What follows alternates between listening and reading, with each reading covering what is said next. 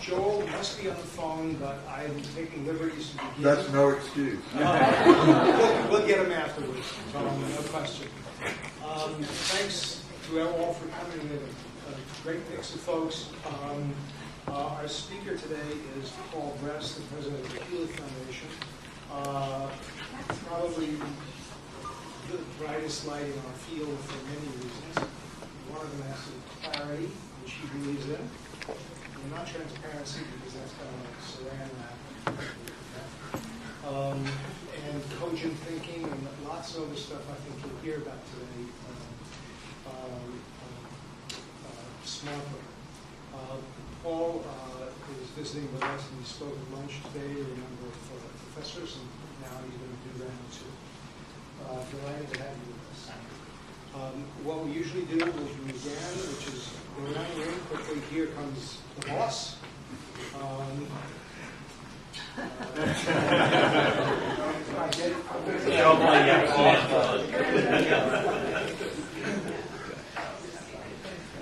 So let's go around the room and briefly introduce yourself and where you're from. I wish we had time for a longer intro, but we don't. But in a big broad sense of the spectrum of folks who are here, all of whom are interested in hearing what he has to say. So we'll start on my near left by the man I just introduced.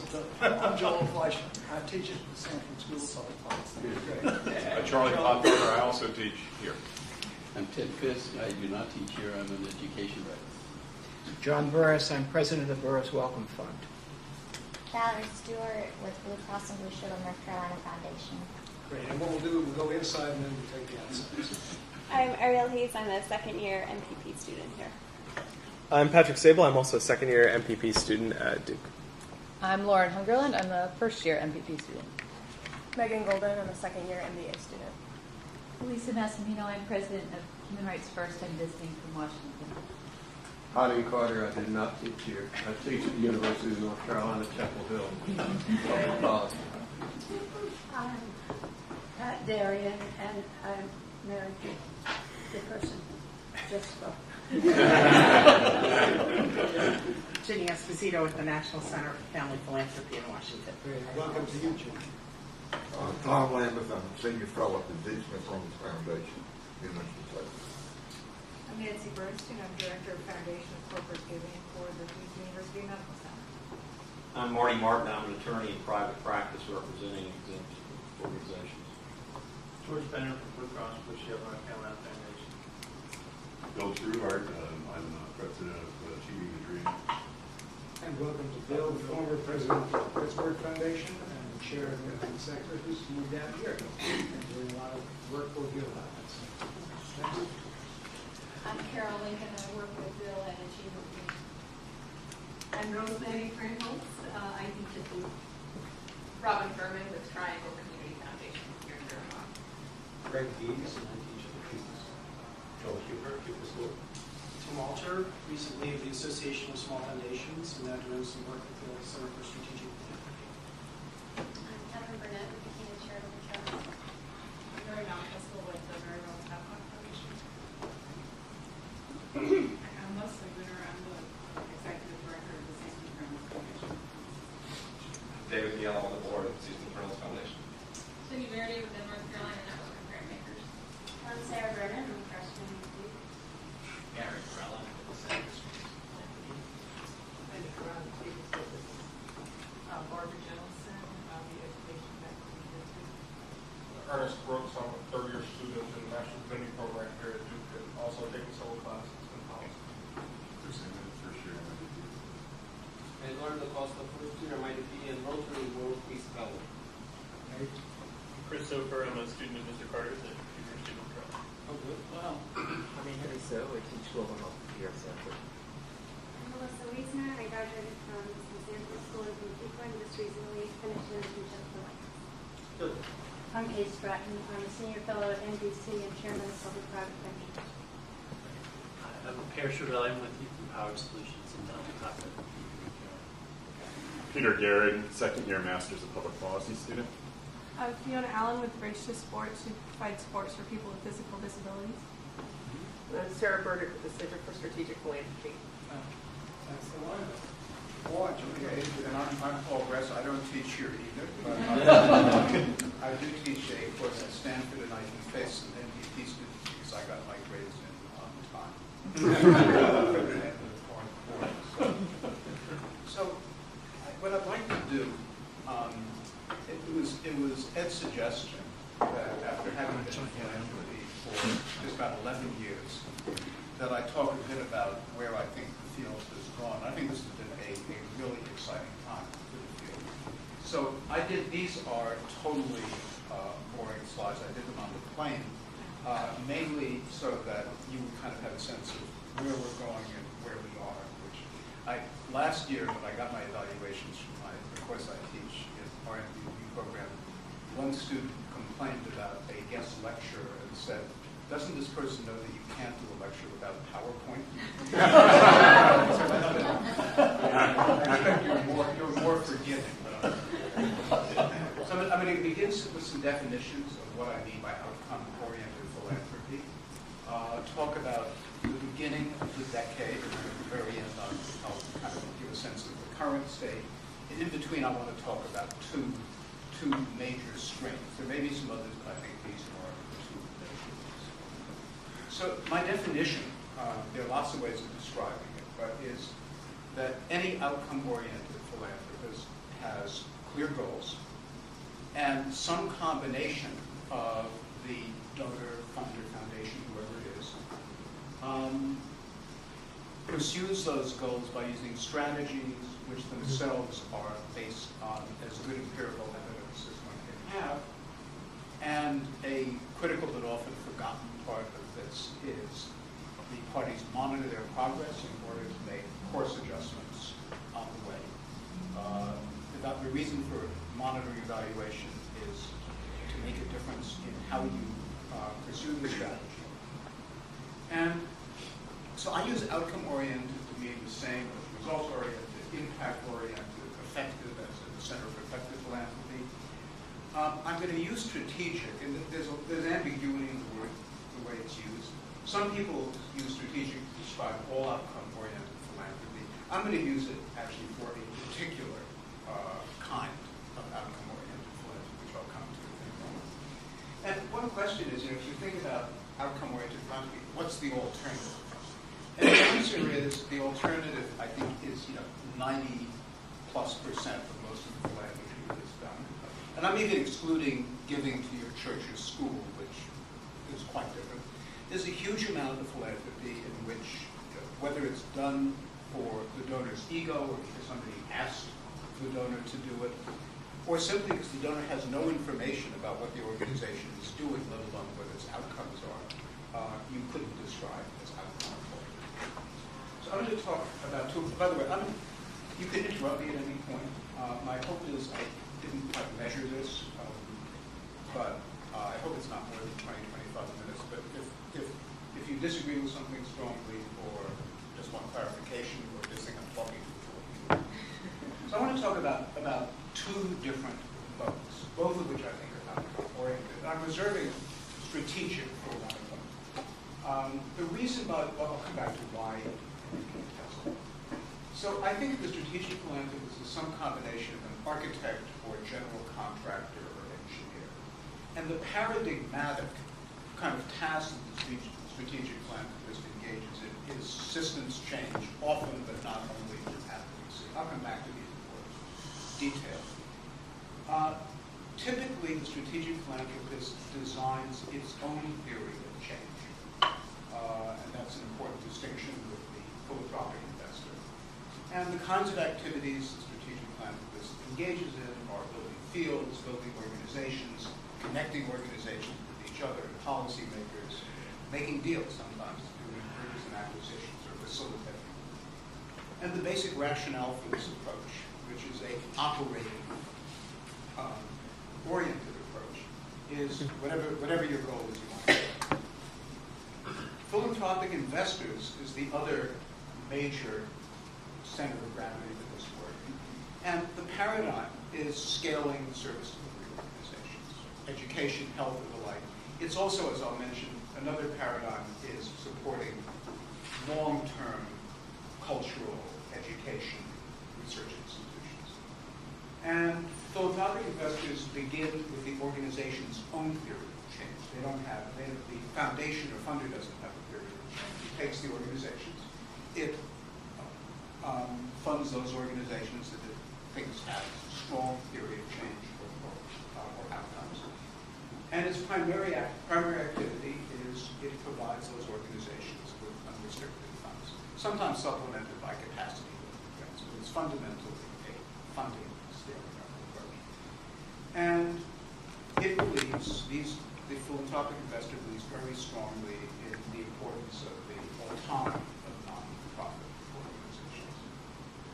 Both of these approaches are strategic in the sense that they aim to achieve goals, their focus. The difference and the reason that I'm using strategic for the first and not the second, it's sort of there's some ambiguity in the field about how it's used, is that it is the donor's strategy in the first case, rather than the organization that the donor is funding strategy. Funders can have it both ways. The Hewlett Foundation has a set of guiding principles on our website, and if you look at one of the most fundamental of our half dozen or so guiding principles, is the foundation focuses on the most serious problems facing society, where risk capital responsibly invested can make a difference. That's the problem solving for strategic mode, and on sustaining and improving institutions making positive contributions, and that's the investment. So I'm going to go back to the beginning of the decade. I'm using decade a little bit loosely, maybe 14 or 15 years. And I think that there are two articles which you can think of as setting the path, at least retrospectively, for these two approaches. Porter and Cramer wrote an article in the late 1990s, and it was how foundations can create value. And in it you can find some of the strains of strategic philanthropy. They went on to form the Center for Effective Philanthropy and Foundation Strategy, which were initially pretty linked. Now Phil Buchanan runs one and Mark Cramer runs the Foundation Strategy. And around the same time, Christine Lex, who remains at the Hauser Center at Harvard, wrote a book about venture philanthropy. And it's in essence the investment approach. And you think about organizations, she didn't found any, she continues to teach and write, but Social Venture Partners International is an example, and GEO, Grantmakers for Effective Organizations, a membership organization that is very much centered around the investment approach and around general operating support. So I'm going to continue with some seminal developments. You begin to have, all of these you can find antecedents. So I don't want to suggest that kind of 1998 is the starting point for everything. It's sort of the beginning of the modern movement. You begin to have organizations that are looking at investments that can support investors, financial investments, as well as what used to be the Rogers Enterprise Development Fund, that are supporting workforce development for otherwise unemployable people in the Bay Area. There come into being some strong consulting and evaluation groups. I just mentioned Gridspan, formed around that time. The MIT Poverty Action Lab, which focuses on evaluation of international development interventions. There are certainly plenty of good evaluation firms for domestic interventions as well. And there have always been donor education groups, but you begin to have first the philanthropy workshop at the Rockefeller Foundation, and then the philanthropy workshop Brest, which we and some other foundations some in the Bay Area, which focus on high net worth donors, trying to teach them to be more outcome oriented. And you also have the beginning of the nonprofit marketplace, as we call it. The Hewlett Foundation is a major funder of that. Philanthropedia, which tries to assess outcomes based on the aggregating views of experts. GiveWell, which does intense inquiries into particular nonprofit organizations in order to assess their outcomes. Journals, there's more than one, but the Stanford Social Innovation Review is one of the beginners. Blogs, Sean Standard Stockman's Tactical using between modes of philanthropy or something that Sean has developed and Sean argued about their virtues. And research center. Here, of course, Harvard and Stanford are three research centers that I describe as very outcome-oriented. There are other university centers, but I'm not sure that they would fit the outcome-oriented label. And then Joel's book, 2 books now, the American Foundation and the recent book, Get Smart, together with Tom Tierney, a book that Hal Harvey and I wrote, and a book by Mark Rainer and colleagues, are examples of books that are just solidly within the outcome-oriented movement. And then I describe unambiguous supporters and unambiguous critics. A book that came out, I think, in the early 2000s, Peter Fromkin's book, Strategic Giving, is as much about expressive philanthropy as it is outcome-oriented. Bruce Sievers, who used to run the Walter Rees Foundation and now has been a fellow at Stanford for some time, is a pretty unabashed critic of outcome-oriented philanthropy, thinking that it, especially when it's metric-oriented, kind of fails to support civil society organizations and social movements. Bill Somerville, who had a foundation in California, basically believes that small and non-outcome oriented is great. And then there's sort of critics from the right, Bill Shamra and Jim Pearson, who not only think that large-scale outcome-oriented philanthropy is unhelpful, but that it can have unintended bad consequences. I'll say a word about that. But let me now turn to the 2 models, beginning with strategic philanthropy. I actually, at one time, I changed it on the plane. I kept on calling it the architect general contractor model, but that's such a mouthful. Strategic sounds better.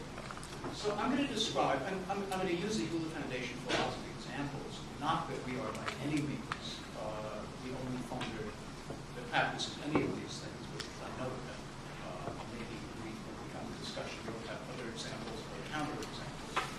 But this is a checklist of what we think of for outcome-oriented grant making, but it's mostly on the strategic side. So one is measurable goals. The second is developing our own strategy. This is what differentiates us, or this kind of work, from the investment approach. And we typically represent the strategy as a logic model. That's here's the goal, and in order to get the goal, you have to go from A to B to C, which gives you a linear, and on the whole, linear models are pretty well. And the logic model is based on a theory of change, which is how the world works. And that, in turn, is based on as good evidence as you can have. Something that's really important, and that it's a legitimate criticism of bad strategic philanthropy, if they don't do this, is, we don't sit there, we don't have a bunch of program officers or maybe we sit in a room and kind of say, gee, this is the interesting thing to try. The program officers who designed this usually come from the field, and the strategies are based on lots of consultation with people in the field as well as the field. Then what we do, and we're sort of, Hewlett Foundation look probably on the edge, maybe over the edge, some people think on this. We actually look for alternative strategies for achieving our goal and try to do the expected return analysis. That is, what is the impact if everything goes well? What's the likelihood of everything going well? It's usually not very high. And what's the cost? It's essentially cost-benefit analysis. We can come back to that if you like, but I don't want to go into details right now. We try to establish quantifiable targets, and it's based on those targets that we and our grantees develop metrics for annual monitoring, how are they doing, and eventually evaluation. And at the end of it, or as part of it, we develop a plan for allocating grant funds and program staff. I just have to say that for a long time, we only thought about how many grant dollars we need over a period of an initiative, 5, 10 years. And it only came to us, kind of seems a little bit late, in the last few years, that staff are among, maybe among most importantly, resources under that. And we need to figure out how much staff time it has. Because both modes of outcome-oriented philanthropy are costly, but strategic philanthropy is especially labor-intensive. I'll give you an example, just one example of what a strategic philanthropic initiative might be.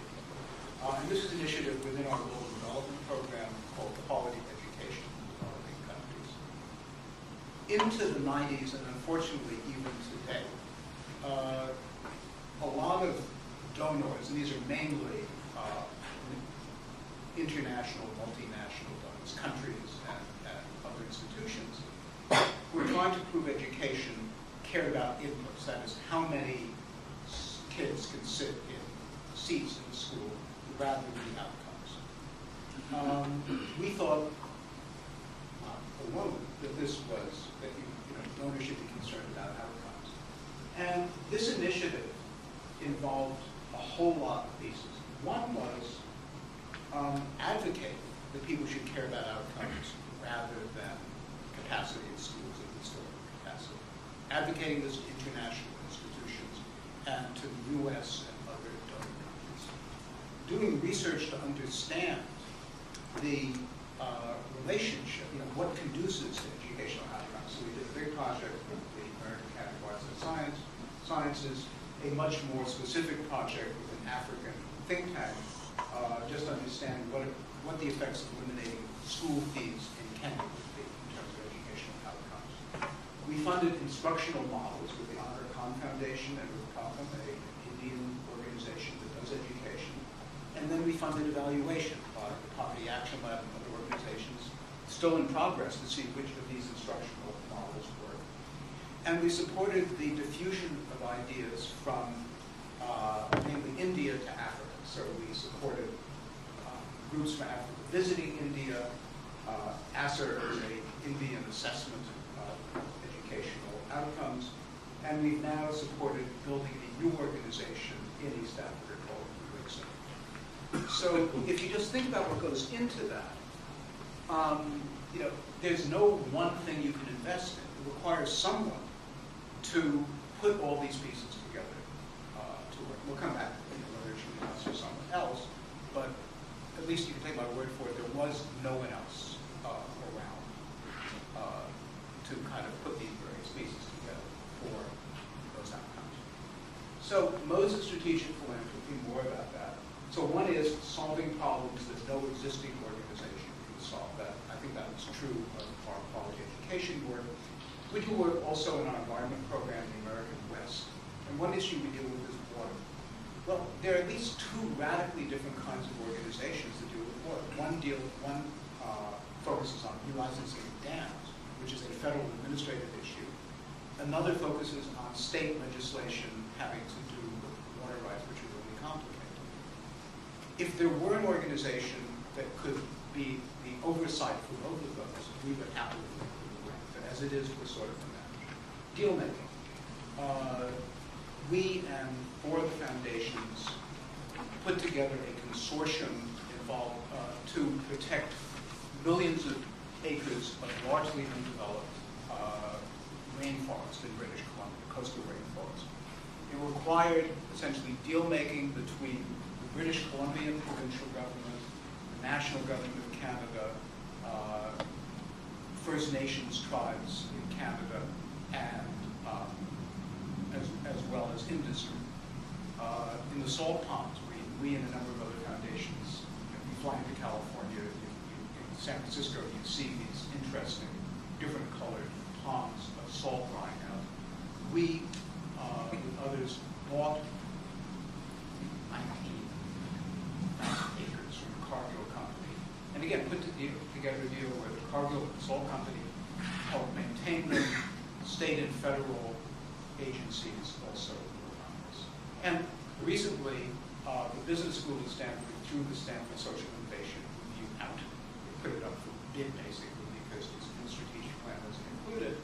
And we brokered a movement of SSIR from the business school to elsewhere in Stanford. And finally, creating new organizations. California Forward, and most of these are collaborations with other funders. California Forward is an organization that's trying to improve, don't laugh, political governance system in California. And there were a number, we and a number of other foundations basically had our own theory of change, of how this should be done. Not on a granular level, but we thought this needed to be genuinely bipartisan, whereas most of the organizations working in this area are quite different. And we also created, with other foundations, climate boards, which is a major grantor on climate. So these are examples of the kind of work that strategic philanthropists do. And I just started listing some of the things that the tasks that are involved. And maybe you just look at it, since you can't see it behind it's not worth going through it, but it really is a quite wide spectrum of different activities that run. We obviously don't do them all at the same time or all in one project. The last of these, by the way, ensuring compliance with U.S. and foreign laws and regulations is really important because a lot of the work that strategic philanthropists do involve advocacy.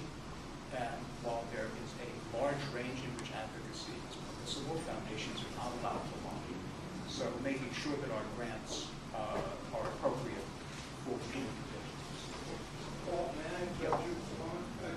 Just to take a look at this menu of things that tasks that need to be done, should we be assuming that there's some basic size level of foundation that could be really strategic, and below that number, whatever it would be hot and cold, depending on something or other? You need a certain scale of what you do. You need staff. I mean, this is not something, unless somebody who has created his or her own foundation has a lot of expertise and time, you need staff.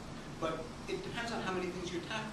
That is, we are a conglomerate, like lots of foundations. We have essentially 5 different programs, and many of the programs do 2 different things. Like our environment program does American Western Climate. A foundation, imagine a foundation that only focused on trying to reduce the rate of global warming. It would need a staff, and it would need to do a lot of these things, but it would be much more focused. So I think that the more focus you have, probably the better off you are in general, and the fewer staff you can join. I was just going to say, it really depends on the size of the problem. I mean, it is if the problem, you can be strategic in the way in which you define it, or as an investor, if the problem is small, and you're small.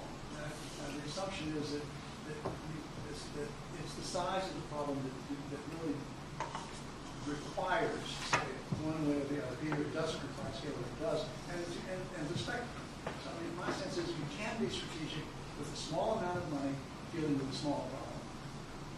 You can also, I mean, depending on how much you collaborate with others, right. you can aggregate. So then, I think my last comment on strategic philanthropy, my second point, before I turn to the investment approach, is what a program staff need to know. And they need to know the substance of the field. They need to be good at planning and at least understand how evaluation works. They don't need to be evaluators themselves. They need to be good at organizational assessment, because even if you're not investing in an organization the way investors do, you need organizations that have the strength to carry out the work, and you sometimes need to be able to assist them in their capacity level. And you need interpersonal skills, the skills of deal-making, brokering, negotiating. Strategic philanthropy, as I'm describing it, it tends to favor general operating support when it can. But the fundamental question for it is not the form of support. The form of support follows the function. And the function in this case is how well is an organization aligned with your strategies. If the strategic philanthropist finds an organization that can carry out, most of what the organization does is extremely aligned with the philanthropist's goal, then general operating support is golden. It takes lots of the pressure off your staff and puts it on another organization.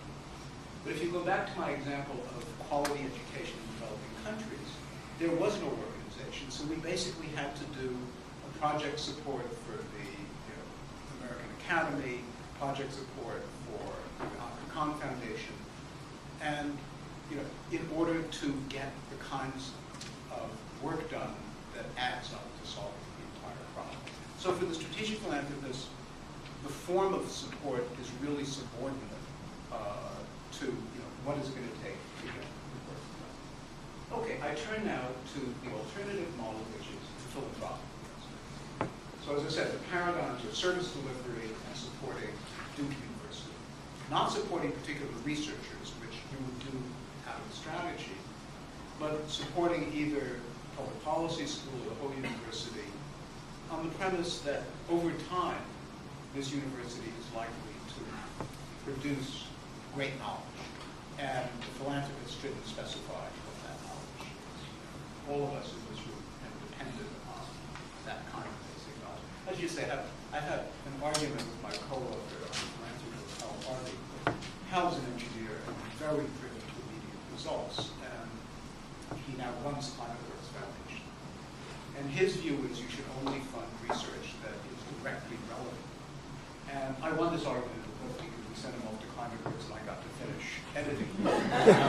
But my point is that if it weren't for 100 years of university faculty in different areas, engineering, chemistry, and elsewhere, being able to do the basics climate science, we wouldn't be at a point where anybody could do applied research. So this is a really important paradigm for investment.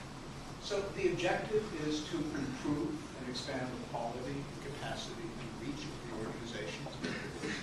Just having a stronger faculty or scaling up a youth service organization. And the main approach is unrestricted general operating support. In the same way that if you're investing in General Electric, you can't invest in one division or not another. If you're investing in one of these organizations, the view is invest in the whole organization. There are different stages. I kind of wondered where supporting social entrepreneurs goes, especially organizations that support social entrepreneurs across a broad range of things they do. I kind of think about pre-startup phase, and then there's startup and mezzanine financing, if you want to use analogies. And some funders specialize in one rather than another. And there's sort of two poles of intervention. There's, I think, coming out of the venture philanthropy model, there's some investors who are highly engaged with themselves on boards of organizations. They tend to be engaged on the organizational rather than the substantive side. And then there are passive investors, like most of us who hold public equity. And read the annual report, or not. But if you're outcome-oriented, you probably care. And so, the Ed McConnell Clark, which changed during the time I came into philanthropy, Mike Bailey really made a change from being more of a strategic philanthropist to an investment-oriented philanthropist. They have on their website their theory of change. And notice, again, I won't read it, but notice that it's not a theory about substance. It's a theory of change involving organizations and their outcomes. But they do not substitute their own strategy for that of the organization. They want an organization that has a compelling strategy as the board that will achieve things. And I'll come back to the question of how much of a difference that is. All right, now a little bit about the argument between the two positions. I think there are critics in each camp of the other. I think Sean Sanders Stock is probably the most well-published critic on behalf of an investment approach against the strategic approach. So this is something I only came to realize recently, and it may be wrong. But I don't think the argument is fundamentally about whether it's general operating support or funding specific projects. Because I think that the form of support really follows from what you're trying to accomplish. And the real issue, I think, is this, that investment-oriented philanthropist, the philanthropic investor, thinks that the autonomy of the organizations he supports is a very valuable good. And I think that for two reasons. One is it just thinks that autonomy of those organizations is good in itself. But the other is they may believe that in the long run, having, and I do too, in the long run, having strong autonomous organizations is more likely to benefit society. And that a funder, at least a funder who doesn't support the growth of organizations is very short-sighted. And I think the two issues the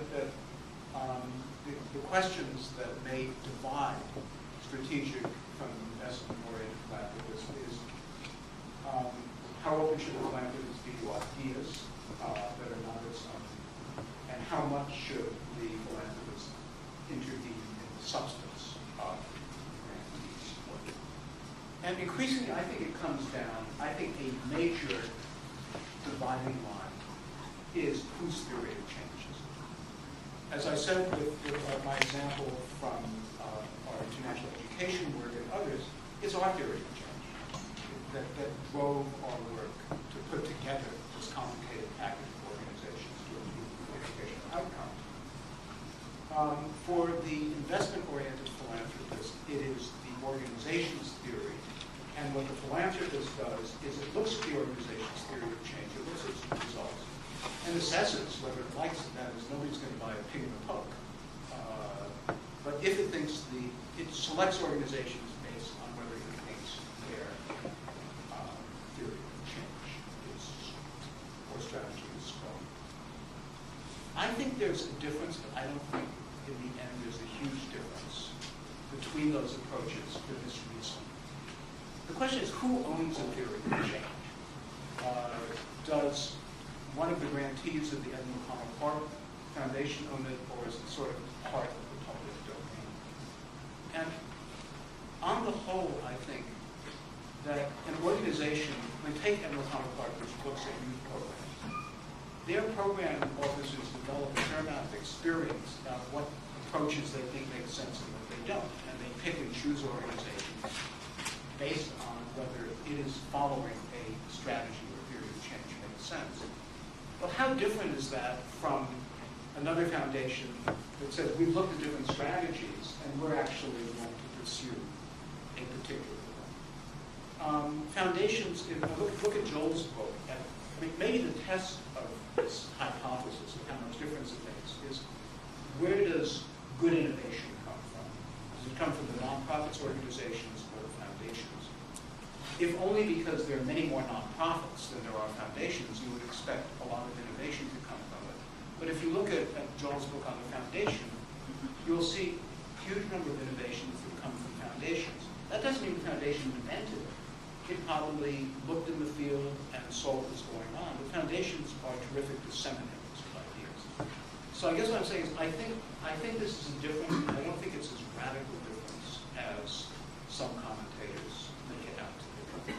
That by the time, if you have expertise in youth services or health delivery systems, by the time an investor has looked at organizations with different theories of change, it has its own idea about what works and what doesn't. Maybe that's something we can come back to. So let me just conclude by giving you a quick overview of where I think we are. I began with where we started 10 or 12 years ago. Here's a suggestion for where the field is in 2011. How pervasive is outcome-oriented philanthropy? As I said at the beginning, not nearly as much as you would hope. It's difficult to do. A lot of people lack the motivation. And for small foundations, small family foundations, they just don't have much of the information to be outcome-driven. And so I think it's really hard. I read on the plane a really interesting article by Patty Patrici on how even foundations that are trying to be strategic are not doing a very good job. She doesn't name names, but it's based on a survey of quite a few. Just a lot of ones, they think the strategic plan is something you do at the beginning and then you forget about it. You design top-down strategies without consulting your grantees. And what a surprise it is that it doesn't seem to work very well. They simply don't have the organizational structure. She contrasts the bureaucracy of a large foundation's grants administration with the freedom of program officers and the tension between those. I'm not sure exactly how that works out. And they don't develop adequate staff expertise. This goes back to the point that how many different things you need to do. And being a strategic philanthropist requires being a master of a number of trades.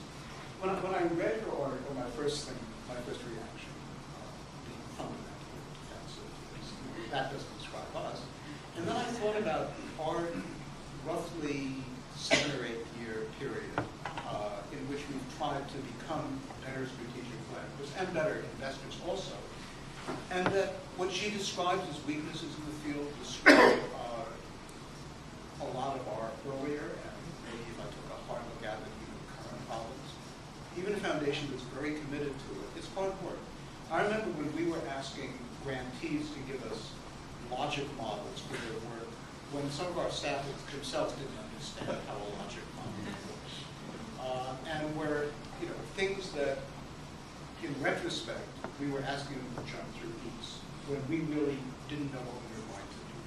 My motto now for the foundation, in terms of what we ask grantees for in proposals or reports, is don't kill what you're not going to eat. And sure, it's really going to make a difference. And if you're not going to use it, then present state funding. As I said before, I think that the form of support follows what you're trying to do, but there is a huge amount of funding that is project funding for no reason at all other than the donor wants to see his or her name attached to a particular project, or doesn't understand that you can actually evaluate and monitor general operating support as well as evaluate projects. So this is something which a lot of people, the individual donors in small foundations often seem oblivious to. How are we doing on aggregation? This is something which Ed is working on a project we can talk more about. I think we're seeing the beginning of some serious attempts to try to aggregate money for investment purposes. So Ed McConnell Clark has put together funds for scaling up service organizations. And there's some new ideas in the works, like I'm not sure what they're called, performance bonds. Bonds issued. Social capital. So there's some really new ideas. I think that even big foundations are often impatient, and they'll start an initiative which should take 20 years, and after 3 or 4 years, the president changes, the board changes, and it's all down the tubes. I think there's no everybody shares this problem. I think collaboration.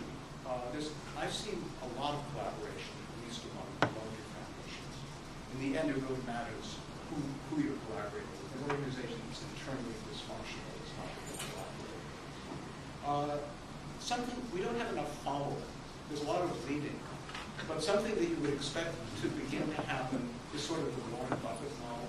That is not. I don't mean. Well, in some ways, it's Warren Buffett's investing in Gates, but I'm also thinking, if I knew how Warren Buffett invested his money, I would do the same thing.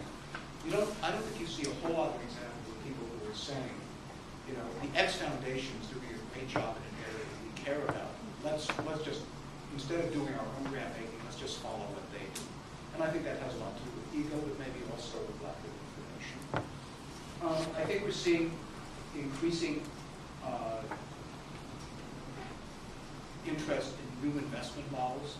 Program-related investments were here for a long time, the social bond idea, and then mission investing. And I think there's a promising and a not so promising side of mission investing. That is where a foundation puts its endowment into mission-related things. The good side is when it actually makes a difference. The bad side is when it feels really good. But in fact, the fact that you're even several $1 million invested in coal if you pull out, somebody else is going to invest in it. So the question I always have about mission investing is it going to make a difference? But I think there's a lot of work to show that it can. I think that the state of writing in this area has just increased and improved hugely over time. The number of supporting organizations, I mentioned Brest, there are lots of others. Less on the strategy side, and one of the problems, as all of you work in nonprofits, any one of us can print out a business card saying we are a evaluation or a strategy consultant, and that's all it takes to be an expert. It's really hard to tell this story. There's an increasing interest in getting the views of stakeholders who are the ultimate beneficiaries, both by organizations and foundations that support them. And then I'm just going to end with a criticism. So, is outcome-oriented philanthropy a waste of money for youth? Of course. It is very hard to do strategic philanthropy, and maybe if you can't do it, you should just stay out of the kitchen, as it were. There's a concern about metrics, Bruce Seaver's comment, and also that if you're too metric-oriented, you're not going to provide civil society organizations, not the ones that are delivering services, but the ones that kind of are the core of intentional communities. And then sometimes it's bad. There's a Hudson Institute book, sort of the anti-Joel book, about all the bad things the foundations have done, thinking they're doing good things. I'm on the Joel side, which is not so that's not true. Joel would very happily have people who disagree. So let me stop there, and I hope I've said enough to have you disagree. Thank you very much, Paul. Very productive. And we'll take some questions. We've got the time for it. Ginny, I don't want to embarrass you with this. Ginny. Too late. But now that I have, Ginny represents essentially the Family Foundation organizations in America, and has done it for quite some time. And so knowing that family foundations tend to be a special category of the foundation group, if you want to say nothing to pass, that's perfectly okay. But it'll be held against you. Yes, you'll never forget it. And Joe will do a good job. Is there any particular thing with regard to family foundations, or more broadly in your view, that Paul has raised that you think isn't quite right? Well, first of all, Paul and I have had this conversation before, so this isn't the first time. I think for a segment of family philanthropy, this already makes a lot of sense. I think there's some notion that family foundations, and we tend to work with people of lots of different vehicles, that they're all those small mom and pop in the community doing good funding, and the largest foundation in the world is a family foundation. The small in the community mom and pop doing that good work to respond to community needs is also a family foundation. So I think it's a very broad field to try and generalize about. I think I have now, first of all, if people are going to seek out the National Center, they're interested in doing this as well as they can. So let's be clear that there's that the people I see are the ones who are trying to do something as well as they possibly can. I've not met a lot of people that weren't trying to be effective grant makers. Figuring out what is effective is sort of the philanthropist's challenge, especially in the early stages. For a donor just getting started, to how do you come up with the plan that is going to, respond to what you want to accomplish with your philanthropy, even though you may be establishing it just to organize the giving you've already been doing for financial reasons. I think for the large staffed foundations that you've been talking about, many of which are family foundations, this is the kind of information they need to make those kinds of choices. I think it would be a mistake to think that they're less interested in outcome. I tend to believe, to go back to the earlier conversation, that the smaller giving you do, the more likely you want to make sure it's effective. If you've got fewer dollars, you want to make sure they're going someplace effectively. But I will have to say that the ones I come across who are concerned about this, not because they don't agree, but they just don't understand what it accomplishes, they're the ones who are saying, who's going to be the responsive grant maker? Who's going to be the one that when an organization in your community needs something or something needs to be done, takes the proposal? And so I think where you get into a more lively discussion in families is when you say, what's the distinction between responsive and what does it mean to be responsive, and strategic, where you have a plan, the foundation has a plan and is trying to pursue that plan. I think that's where you get the more energized conversation than whether there's any concern in what's being said today. So let me try a kind of that, which agrees with some of it and disagrees.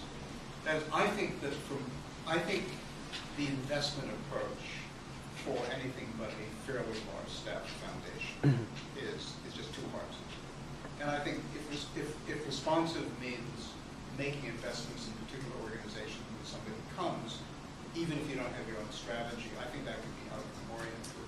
The place where I disagree, and the example comes from our support of the Donor Edge project by the Greater Kansas City Foundation.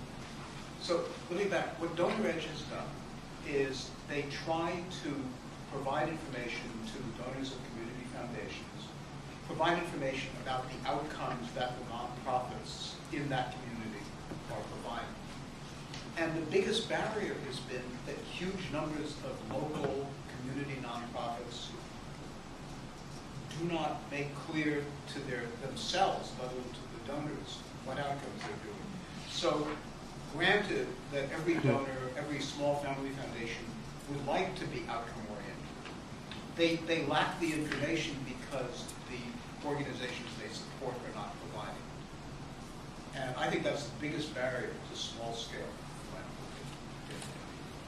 I think a lot of family foundations would have been surprised that you would have had in your chart the kinds of gifts to Duke for research. Many of them would see that coming out of talk about a word from another era, a sort of patronage model where you identified great institutions and great people and you provided scholarships and fellowships and you invested in their research. I think that to a large extent, that kind of work is being done by families everywhere. I would say that to a large extent, I don't think they saw that as particularly strategic. They thought that this makes sense. We want to provide opportunity. It comes out of a values issue rather than a strategy. Greg? Yeah, I want to come back, Paul, to this idea of evidence-based approaches. I think it's very important, and it certainly come up in other spheres, like evidence-based medicine. And I think here we don't have a lot of evidence about a lot of things. In many areas where we just don't know a whole lot. And unfortunately, I think the foundation community is in part responsible for that, because I don't think the foundation community is particularly good about gathering and sharing evidence. Now, I think your foundation is an exception. You're one of the few who have been open about some of the failures that you've engaged in, and you've been putting up on your website, describing some of these, like the East Palo Alto issue, but very few are willing to sort of put out there, here's where we failed and here's what we learned from that, so we've got some lessons about things that work and don't work. What could we do to encourage better hypothesis testing, evidence generation, and evidence sharing in this field so that everybody can be smarter about what's really evidence-based and what isn't? I mean, fortunately, we've got groups like the Poverty Action Lab doing their controlled trials internationally, and so some of that's getting published. But there's a lot of experience out there where we're just not systematically either gathering evidence or testing hypotheses in multiple ways. What do you think we could do to build a better evidence base in this field? I think So I think you're right. The foundations could share practices about what they've done. The evidence that I think is more fundamental is sort of social science evidence about does a particular intervention achieve the outcome you want it to achieve. And foundations can fund that. It's not so much foundations sharing that information. It's funding researchers who are doing it. And you're funding the interventions that need to be studied. And So then you also fund the studies while that intervention is going on. So that seems to me a really smart thing to do. Yeah. I'll come back to the education part. So for each of the interventions we're doing, we have a major project, in some cases costing almost as much as the intervention, to see whether it's effective. Because if you don't know that, then what good is the intervention? I think where you run into, and I've seen this even with some of our board members, although in the end they didn't prevail, say, how can you spend money for evaluation rather than on program? And the response is, well, if you don't know if the program's doing any good, then it's a waste of money. I think that we got beyond that. But I do think that that's a problem with a fair amount of philanthropy. They want to put money into something that seems intuitively just the right thing to do, realizing that social science often, not realizing social science often tells you that your intuitions are wrong. And often because there's no social science on the subject that's going to tell them either way right now.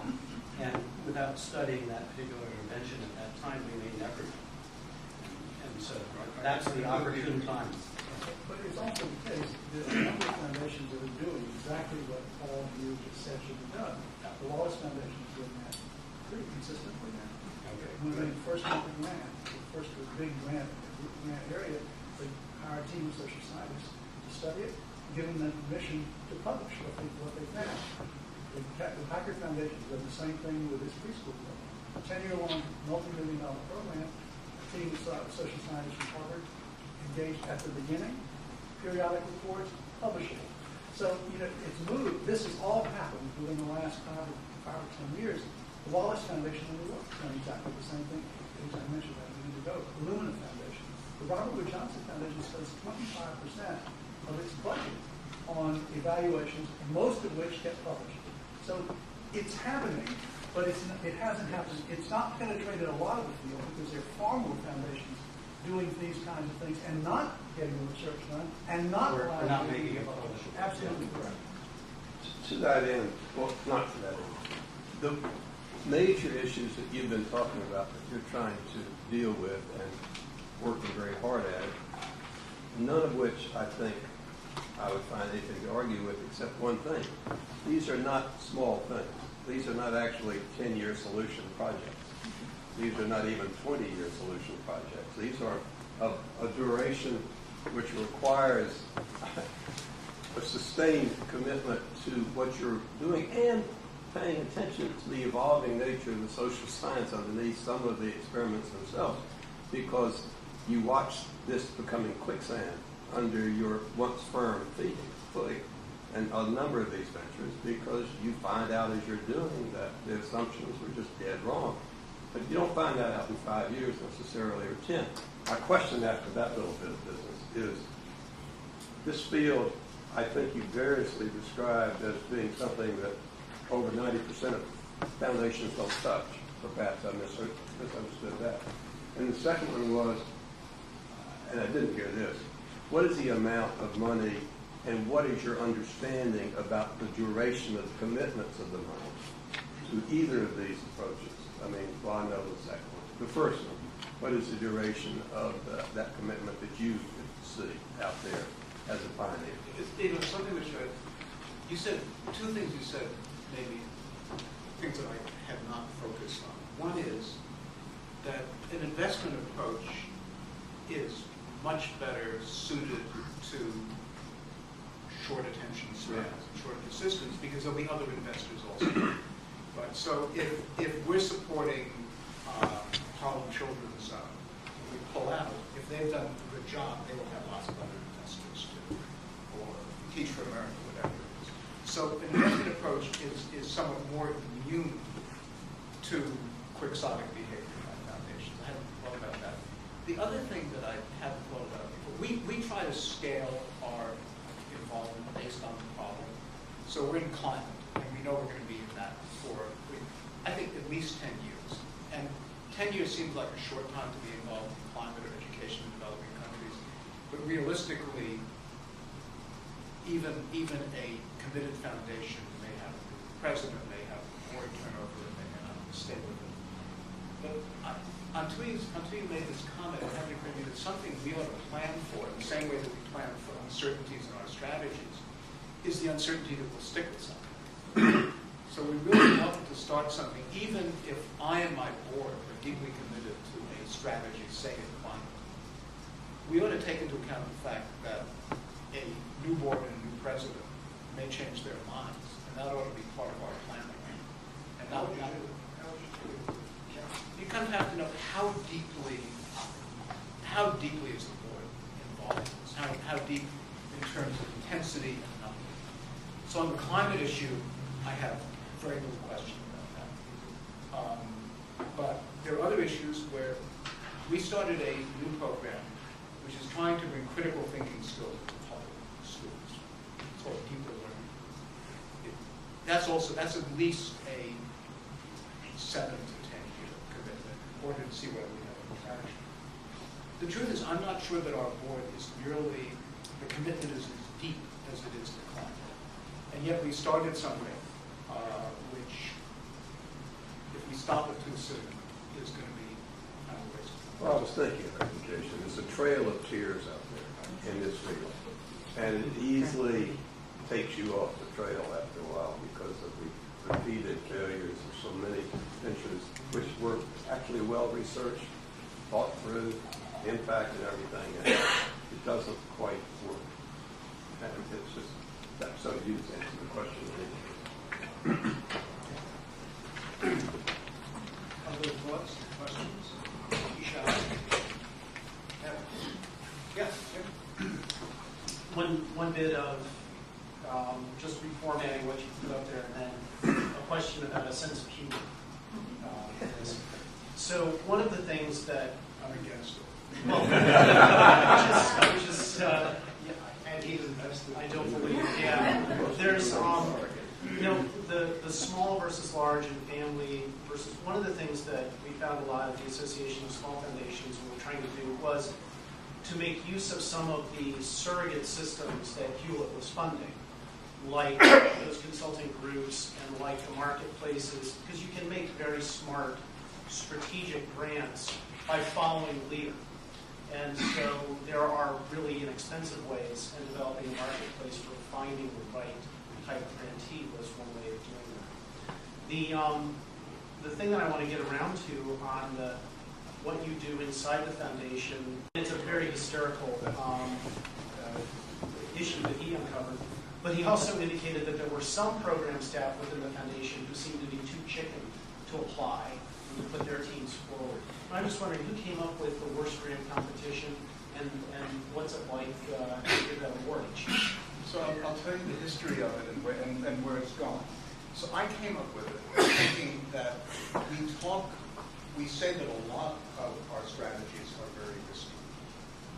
And yet if a strategy is risky and you don't have failures, that just means that either there's no risk or you're just not noticing where it fails.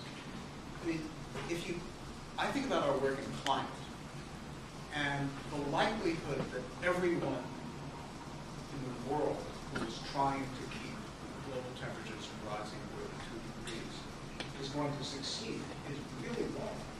It's getting hot. And yet we're putting $100 million a year into, it's our single largest grant to climate works and other grants to the Energy Foundation. So you have to believe that on an expected now return basis that it's just too important and that the risk is worth the reward. So I started the contest just wanting us to learn to talk the language of failure, which goes with this. We got to a point where everyone applaud. Well, every program is allowed to nominate. Everybody nominates. In fact, last year people did PowerPoints in one case, a little skit in order to The prize, by the way, is a whole program that goes out to lunch or dinner, so it's purely symbolic. We then thought, can we learn from this over, looking at 5 or 6 years? Is there a pattern? I should say this at a university. Our single largest category of failed grants were for university researchers. And this is not the general support for Duke just having faculty follow their lights, which I think is very important. It can't be. It's we needed research on a particular issue, scaling up organizations, and we hired Ed to do it, and he said he was going to do it. And then it turns out, well, he got interested in other things, and so it was a half a year or a year late, and when it came in, it actually was on a somewhat different subject. This is learned, by the way, I did learn something. We're trying something. You didn't tell me. We're trying something which is to have pay-for-performance contracts, where we'll provide some money up front to the university, but we're not going to give you most of it until you actually submit. But here's what it actually, if you think about it, let me just tell you, you shouldn't think about it. The majority of our failed grants have been because the organization failed to deliver. They failed to deliver like Ed, or they failed to deliver because this was a project that belonged to the CEO of the organization left, and nobody else was interested, or the organization just kind of didn't do anything. But that's, in some sense, blaming someone else. We can blame ourselves for not doing the due diligence, but it's basically not us as the organization. So this year, we're changing it to our worst strategic failure, so that we can own the strategy that went wrong.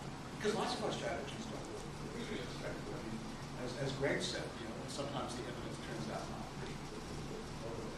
So we'll see. There's still the possibility that the strategies are long-term, that we can blame it on the person who held our position 3 years ago. But at least we'll move it more into. Yes. So I think it's a false distinction that you've presented, and that it's really a continuum that where you guys may be on the end of one continuum in the Clark Foundation, or I don't know if you're the right one at the end of another, but that it can be very good and effective grant making for a grant maker to have lots of grants at different places along the continuum, but that what is helpful about what you presented is for you to sort of be intention. Say, well, these are our motivations going into this relationship with a set of grantees, which may be more strategic, where you're sort of the organizer, if you will, of the activity. But I think, and then where it's just what I would call more transactional on the other end, where it's sort of either, I think you always care about the outcomes, but you may have a less engaged or a shorter term relationship with grants on what I think you called the investment side of things. And so, because the way you're presenting it feels, it's like you have to take a position, and I was going, well, I actually believe in all those places along the continuum in the right circumstances, and that you have to understand the context and understand what you and the grantee or the set of grantees are trying to accomplish, and that's where the value comes in. So I agree with you, and it would have been helpful, but I'll now adopt your language in this continue. As I said, when I showed our guiding principle, we do both.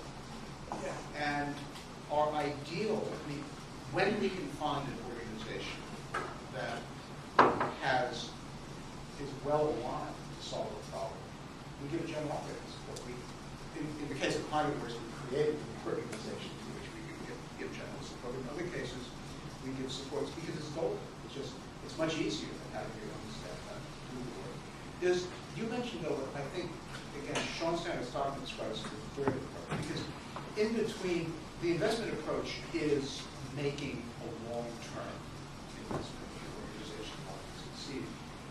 of something which I think he calls the charitable buyer, which is somebody who just wants a particular service delivered to a particular community and will, in effect, buy that service. I'm not sure where that fits on the continuum described. I think it would fit both things. But Dave, I agree with you. In the end, my view is that the funder should do what it needs to achieve the goal. And if you have to do it yourself, put together the pieces, do it. But if you can find somebody who can make it a long-term investment, so on. I'd like to say, because I was really struck in your, I think it was your first slide where you had the two strategic and then the philanthropic investor at the bottom.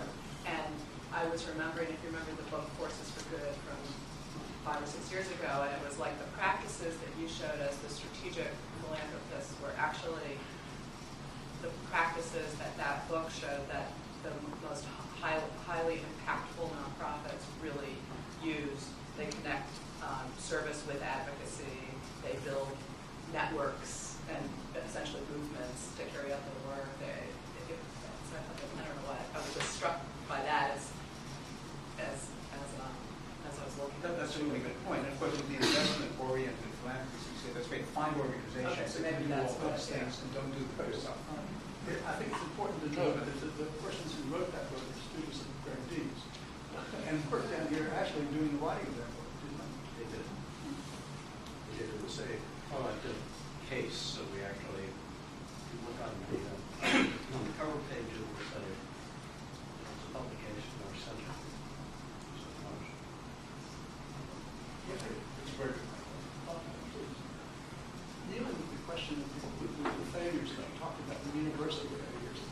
And yet, when I interviewed Bill Bowler, he talked about the worst grants that he had was where he had reluctant grantees, where essentially the foundation took something to grantee to a university or organization and said, wouldn't you like to do this? And because they're hungry enough, they'll do it.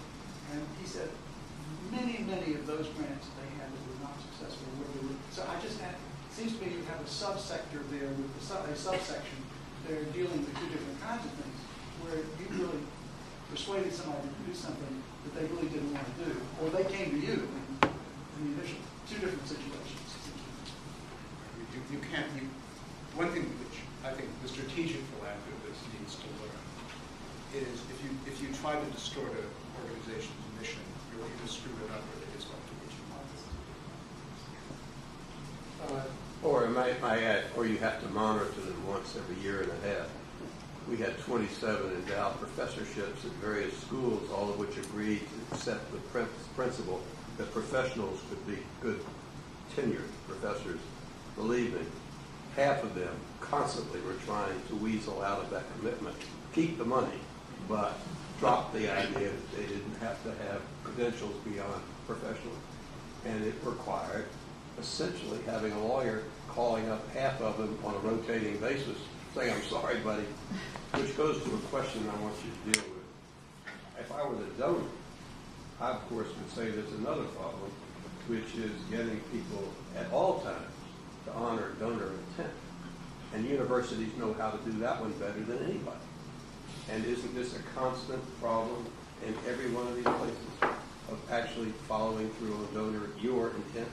The monitoring of that one's one a hard thing. I think it is. I think universities are particularly very good at getting out of things. Yes. And every once in a while, as the students that would go Wilson School, they get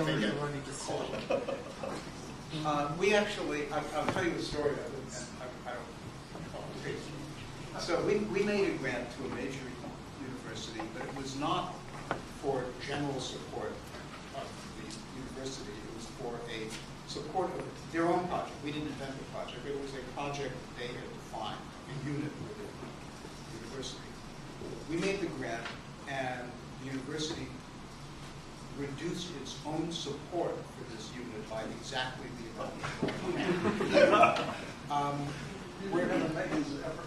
We are in discussions with her. But I said the effect of doing that was to make it a general operating support for the grant for the university, which was not our intent.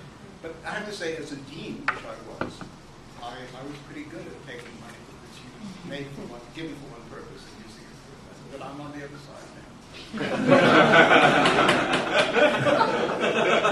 And he'll be back next year to tell us about that. Before I ask Leslie, I want to be clear that students also are encouraged to ask questions. Your equals in this room, so feel free to raise a question that you may have as well. Our student, that's more than equals. Well, now you got to rise to the challenge. This is Leslie. So we give a lot of grants around North Carolina, and we have a kind of small, lean, and smart group of program officers. And we always want to know whether our grants are making a difference. But it turns out to be really hard to know that in our situations, either because the ultimate impact is going to be known a long time from now, as in a grant to reduce the impact of domestic violence on kids' propensity to become adult victims or batters, or there is very hard to sort of sort out the contribution or causation of our grantee when there are a number of people playing in a public policy field. So maybe something got accomplished, but you don't know whether your grantee really made a difference or not. Or some things are just hard to know, like when we make grants, people who are trying to promote entrepreneurship, I always want to know whether these entrepreneurs end up earning enough money to have a living wage. You know, not that they make $3,000 a year, but that their family get to $40,000 a year. Well, it turns out that that information is not very easy to collect from people. So we could do it, but none of these things I said are impossible. But they are very expensive to do compared to the amount of money that we're investing. So what is the answer to that? Okay, so I think my answer comes back to Greg's point about investing in knowledge of what works. A good theory, a theory of change that has been well tested and shown to work is you then don't need to look at each instance of it because you know it works. So, I mean, take an easy case. You know, we know, I think we know, that a food bank that provides, or something that provides food or shelter for the homeless, with the theory that if you give somebody food, they're going to be better off tonight and tomorrow than today, that's a pretty obvious theory. So you don't need, if you're running a food bank, you still want to know whether you're delivering the food effectively, but you don't need to inquire individual by individual whether they make good use, productive use of the food. That's actually wrong because a lot of food banks don't deliver fresh vegetables. So let's assume, actually they're passing on unhealthy kinds of food. Right. You need to know whether you're delivering the service, but you don't always need to look at the outcome because the outcome has been pretty well tested. And I'm saying, so if you have a strong theory of change, suppose you know, and I'll give you an example from our group. There's been a fair amount, we do work in the population, we do work in trying to prevent unwanted pregnancies among teenagers. There's been a lot of study about what programs work and what doesn't work. You know, again, these are always open to revision. One of the things that's frustrating about social science, it turns out that these are frustrating in medicine, is that something which everyone had reason to believe worked turns out not to. But your best bet at any given time to go to social sciences. If we're supporting a teen pregnancy prevention, as we do some in the Bay Area, we still would like to know about the outcomes, but it's really hard to find out. We're not able to track the data because of school privacy rules and the like, whether some kid got pregnant or not. But there have been enough studies that some interventions work, that if a clinic uses that approach, we have reasonable confidence in the outcome without having for us to trace whether this particular clinic had that outcome, as long as they're providing the service. a good empirically tested theory kind of relieves you of the burden to some extent of looking for each outcome. And then you ask the question, did we make a difference compared to others? I think if you don't think you're making any difference compared to what would happen through natural causes, then it's a waste of time. If something would have happened, the question is always, did you make a difference? On the other hand, if there are 50 people pushing the boulder up the hill, and you're not sure whether the boulder might have fallen down were it not for your intervention, you can kind of say, look, we contributed. It's a little bit like risk analysis. We contributed our part, and we'll never know for sure. But we think that it is important to get the boulder up the hill, down the other side. So I think it's a really good question. I think it's not as difficult. What we really have to know is that the organization you're supporting is using an approach that is as empirically tested as possible. And then you seems like most of your examples were in service delivery models and not these social change kinds of issues. In social change, I think you're right. It's very hard to do attribution through social change. If you're the only organization trying to intervening in one very local issue, and it happens or doesn't happen, then you can know whether you're responsible. If you're working on climate change, and you're one of many organizations doing advocacy, trying to, say, achieve a result which we didn't, our grantees didn't succeed in getting a cap on CO2 emissions in Congress. We can't do that, our grantees can. If they had succeeded, we would never have known who was responsible for it. What we've done is we've placed a bet that says this kind of advocacy over time is likely to make a difference. In this case, the bet. It's bad. We do invite the cap on carbon emissions 6 years from now. We might. And, in fact, Joel and I had this conversation at a class this summer in which I said I thought this was a failure, and Joel said you can never know it's a failure for sure. I think it's, the real question is, do you continue investing in this, or do you think maybe this is not a strategy? And I think right now, our best bet is working with this Congress on the cap on CO2 emissions is probably not the best piece of work. Anyway, I think advocacy is much harder to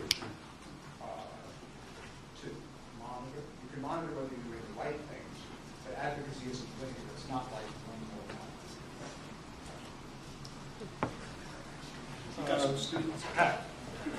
one. Let's pivot the conversation a little bit, but it seems like a lot of what you've talked about is talking about kind of an ecosystem. There's, the investors, there's the strategic people, you've got the nonprofits, you've got the people who do the evaluation. Where do you think, really, in this ecosystem you need to grow, or where are there big holes right now? Do you think it's the fact that, you need more people with this investor bent to their grant making? Do you need to enhance kind of that connection to the policy realm where you're kind of building the research into it? I mean, where do you think the community needs to move to be more effective? I think you need to look issue by issue. I don't think there's a general answer to that. I think what you need to do is say, what is the problem that you're trying to solve? Mm-hmm. Are you trying to solve a problem of obesity in North Carolina? Then you can look at who the organizations and who the funders are. But I don't have a general answer to that. Mm-hmm. So I would look at the particular problem and say, is there an organization in North Carolina that not a foundation, but an operating organization that really has a good theory and good practice about dealing with obesity?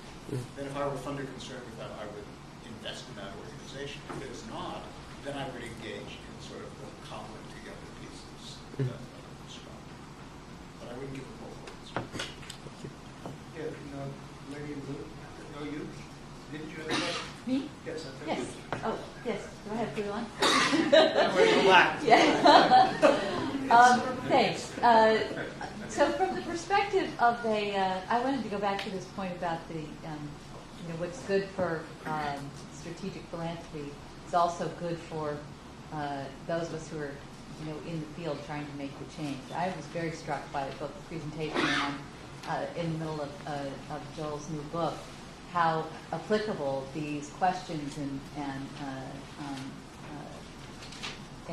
this framework is for somebody who's trying to lead a nonprofit, making difficult, working on difficult issues in advocacy, through advocacy. But I do, and I totally understand, Paul, what you're saying about how there's no necessary conflict between, that this is not really a debate about general versus restricted support. But my experience so far, having been in this field a long time, but only running my organization for the last 2 years, is that we're trying to be very outcome oriented. I'm really focusing my staff on talking just like this about how do we cause change, how do we demonstrate that what we're doing is causing change. And we've got relationships with institutional funders who really get that. But what they don't get is all of the supporting work that needs to be done to accomplish that change. So we can create the mathematical equation, but always what gets subtracted, and I kind of perked up when I saw this, Joel, in your book about the starvation factor. It's an epidemic I see around me, certainly in my organization, of people in the funding world who think this way, and we think this way, and we're ignoring this growing gap of capacity and sustainability for the organization and for the theory of change itself. And it sort of feels like a slow strangulation. So I would love to hear about how we can be talking with philanthropists who are on the same page with us about, kind of this model of outcome orientation. I think we're really quite aligned there, but we're also unfortunately aligned in our kind of neglect of this other kind of supporting piece of the theory of change. So I think there are two stupidities of donors that account for what you call the starvation cycle. One is donors who are making project-oriented grants rather than general support grants, not because they're strategic, but because they want to see particular projects. And they're not outcome-oriented. They want to see their money and know how you're using it. That's one stupidity. And it's ignorant. My hope is it's ignorance rather than stupidity, but after a while we try to, there's been so much work trying to enlighten people about this, and it's done so good that basically. The other one, and I think that strategic funders can be as guilty of this as anyone, is not understanding the importance of overhead. There are many foundations that seem to be strategically oriented. And this is, we're going to pay for a project, but our overhead limit is 5% to 10%. And then you think, so who is going to pay for your utility bill? Who's going to pay your rent? So it seems to me that if you're going to, investment, this is not a problem for investment support as a general operating support, that's where the overhead comes from.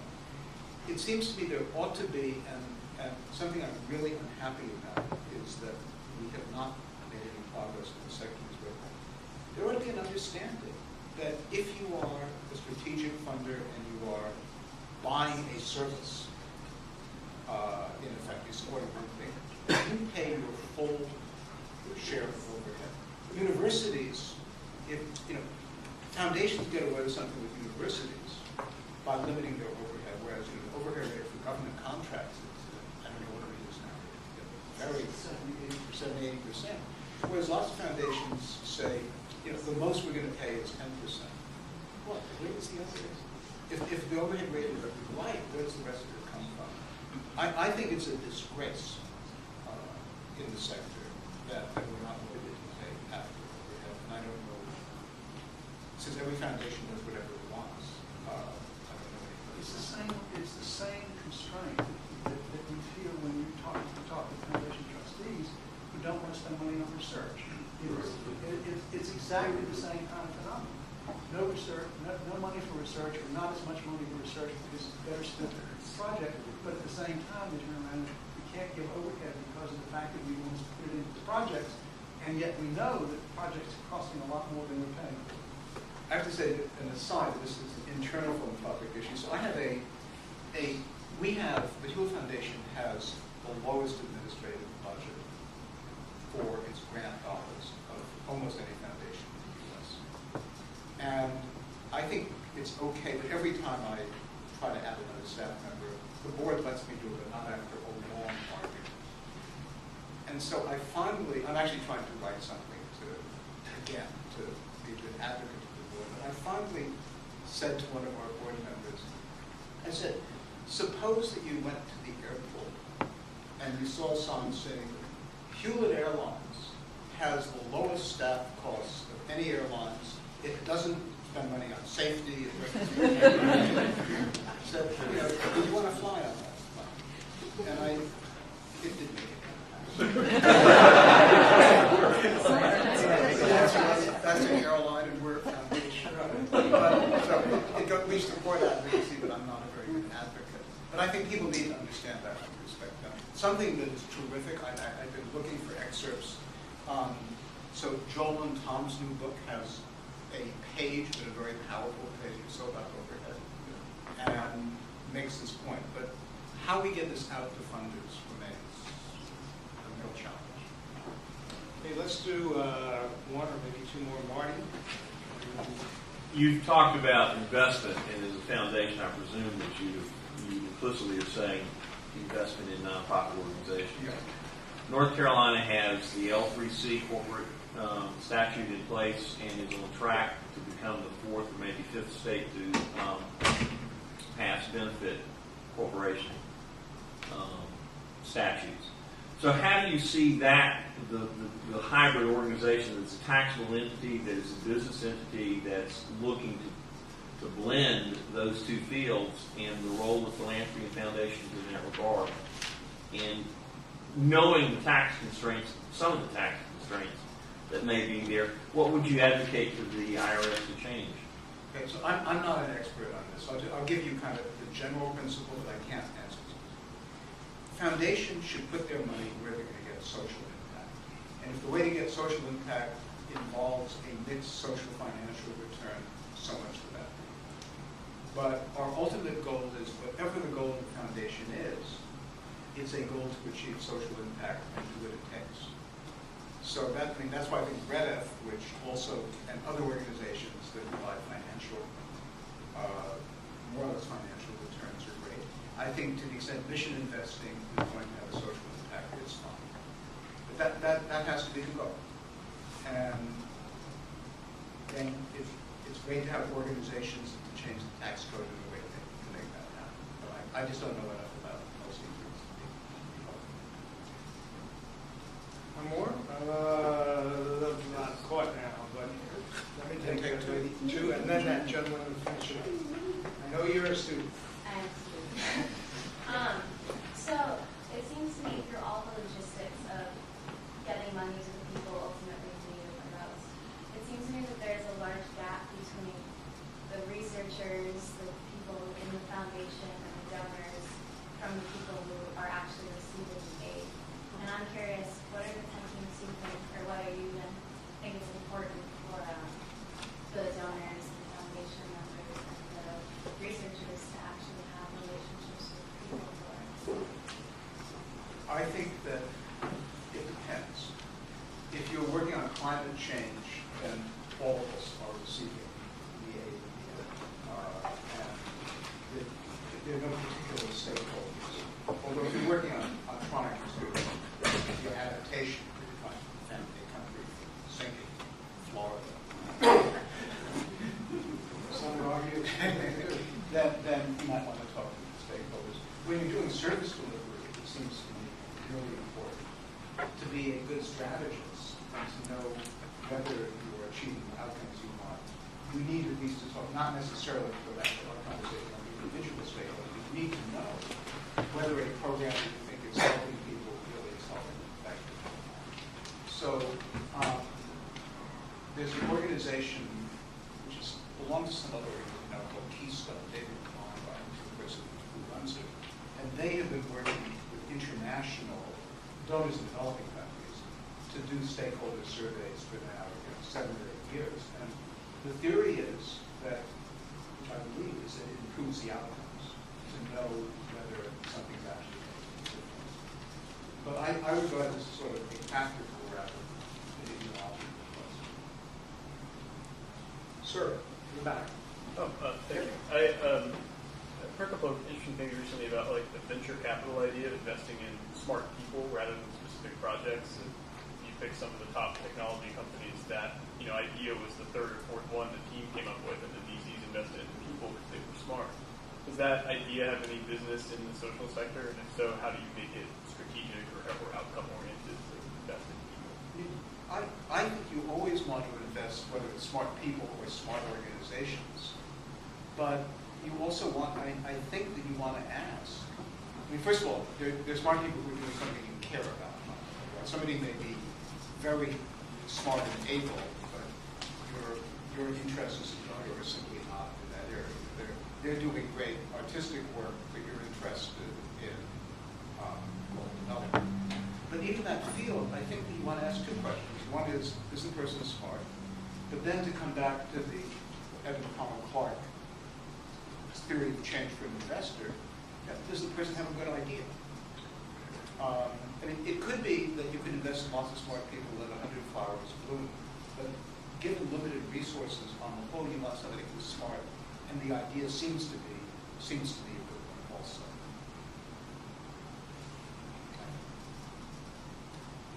Good. Well, on behalf of the group, I'd like to say thank you very much. Really.